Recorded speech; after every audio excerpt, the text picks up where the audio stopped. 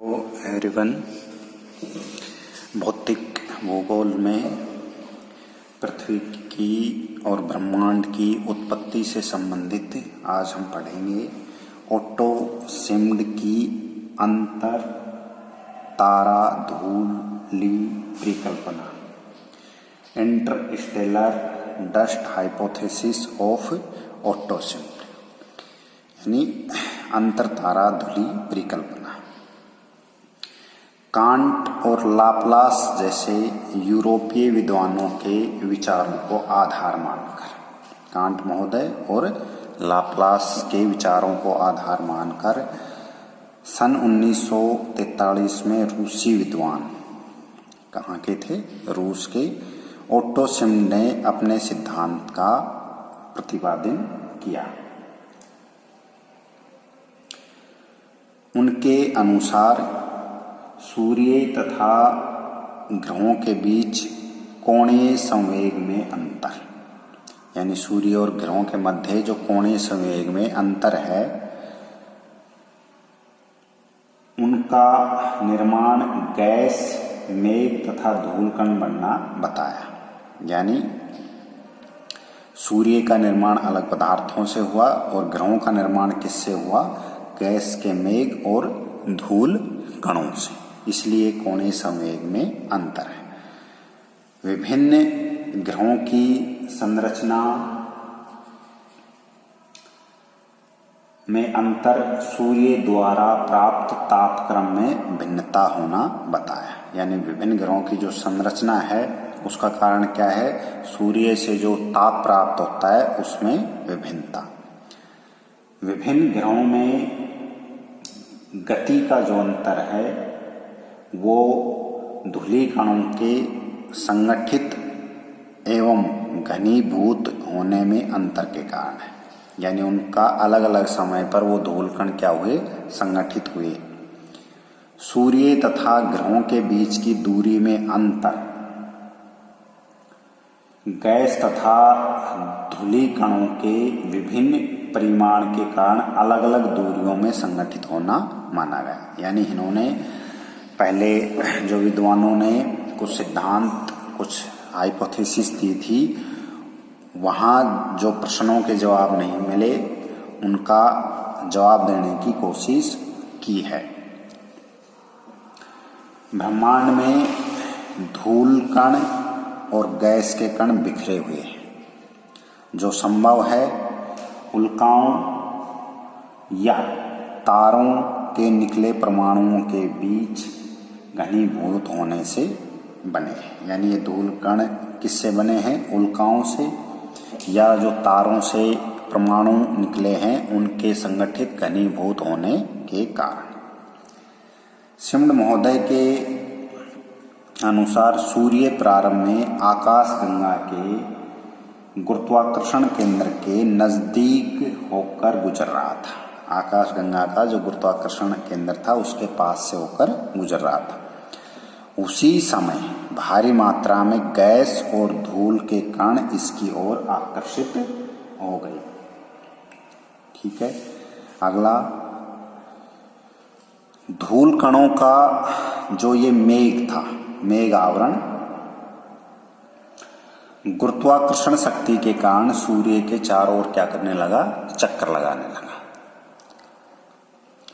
धूलिकण इस बादल के केंद्रीय तल के पास इकट्ठे होने लगे और घनीभूत होकर उन्होंने एक चपटी तस्तरी की आकृति ग्रहण कर ली।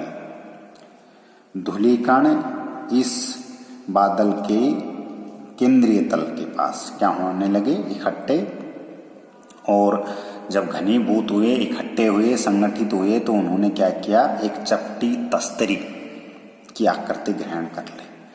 धीरे धीरे धूलिकण संगठित होने लगे और एक भ्रूण के रूप में, किसके रूप में, भ्रूण के रूप में संगठित हो गई। कालांतर में इनमें और अधिक संगठन हुआ तथा ये क्या होने लगे, कलावांतर, यानी क्षुद्र ग्रहों के रूप में आ गए। ठीक है, उसके बाद ये जो क्षुद्र ग्रह भी सूर्य की ओर क्या करने लगे, चक्कर लगाने लगे तथा बिखरे हुए धूलि कणों को अपने में मिलाकर और क्या होने लगे, बड़े बनते गए। और क्या हो गए, बड़े बन गए। जहां जितने अधिक धूलिकण एकत्रित हुए वहां बड़े, और जहां कम धूलिकण इकट्ठे हुए वहां क्या हुए, छोटे ग्रहों का निर्माण।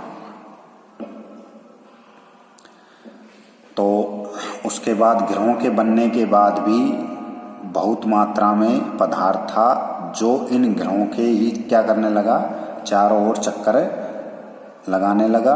अंत में घनीभूत होकर ग्रहों के आकार के अनुसार उसी संख्या में उपग्रहों का जन्म हुआ। यानी इस परिकल्पना के आधार पर ग्रहों उपग्रहों का निर्माण किसके कारण हुआ है, धूल कणों के कारण हुआ है।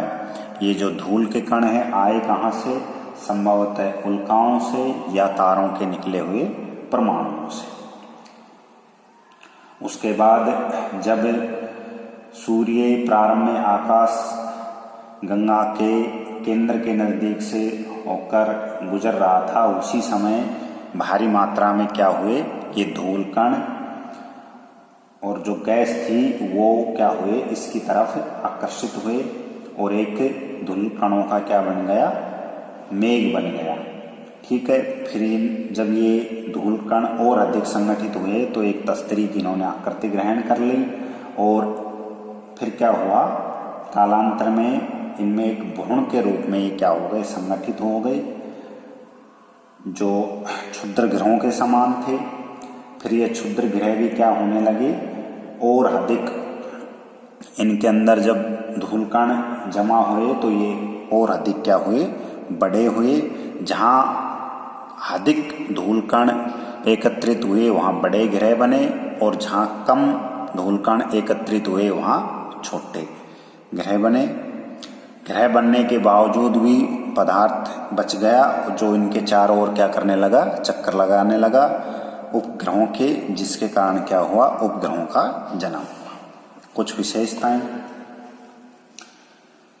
ग्रहों व उपग्रहों की रचना सिमड के अनुसार किससे हुई है, धूलि कणों से हुई है, न कि सूर्य से।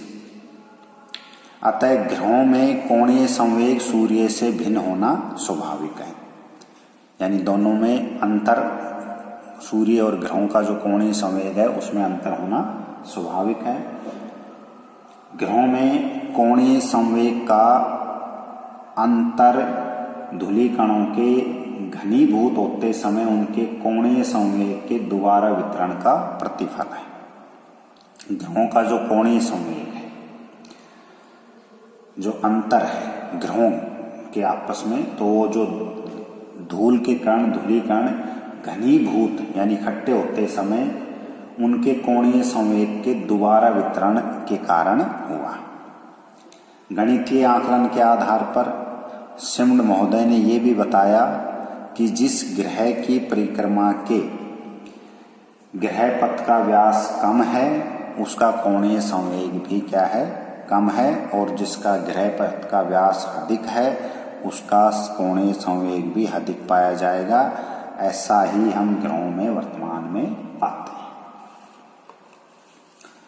हम जानते हैं कि जो भीतरी ग्रह हैं, बुध, शुक्र, पृथ्वी, मंगल आदि से सिलिका, लोहा, एल्युमिनियम आदि खनिज अधिक पाए जाते हैं, इसलिए उनका घनत्व भी क्या है, अधिक पाया जाता है।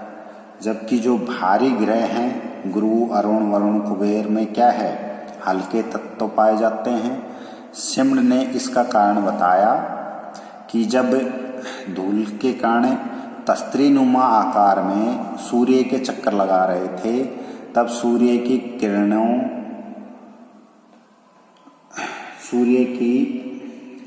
किरणों तस्तरी को भेद कर, यानी जो तस्तरी का आकार बना था उस तस्तरी को भेद कर अधिक दूरी तक नहीं जा सकी। परिणाम स्वरूप तस्तरी के भीतरी भाग में उष्णता वह बाह्य भाग में ठंडक व्याप्त होगी। इसी कारण भीतरी भागों में सुसंगठित भारी ग्रहों का व बाह्य भागों में हल्के ग्रहों का निर्माण हुआ। यानी क्या मतलब हुआ कि जब तस्त्रीनुमा धूलिकण तस्त्रीनुमा आकार में सूर्य के चक्कर लगा रहे थे, तो सूर्य की जो किरणें थी वो उसको भेद कर अधिक दूरी तक नहीं जा सकी। इसके कारण भीतरी भाग में उष्णता और जो बाह्य भाग में क्या था, ठंडक व्याप्त होगी। और इसी कारण से जो भीतरी भाग थे उसमें क्या हुआ, भारी ग्रहों का निर्माण और बाह्य भाग में हल्के ग्रहों का निर्माण हुआ।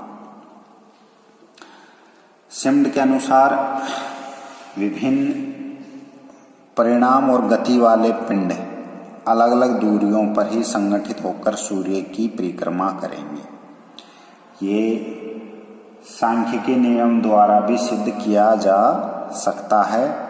इस परिकल्पना से ग्रहों के वृत्ताकार परिक्रमा पथ का भी उत्तर प्राप्त हो जाता है।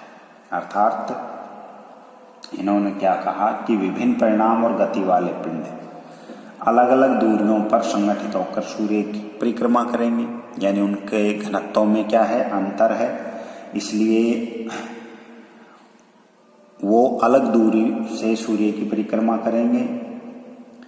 ये बात उन्होंने बताई कि सांख्यिकी नियम से भी क्या होती है, सिद्ध होती है। तो इस परिकल्पना से ग्रहों का जो वृत्ताकार परिक्रमा पथ है उसका भी उत्तर प्राप्त हो जाता है। उसके बाद दोष, यानी इस परिकल्पना की में कुछ आपत्तियां हैं, कुछ डिमेरिट्स हैं।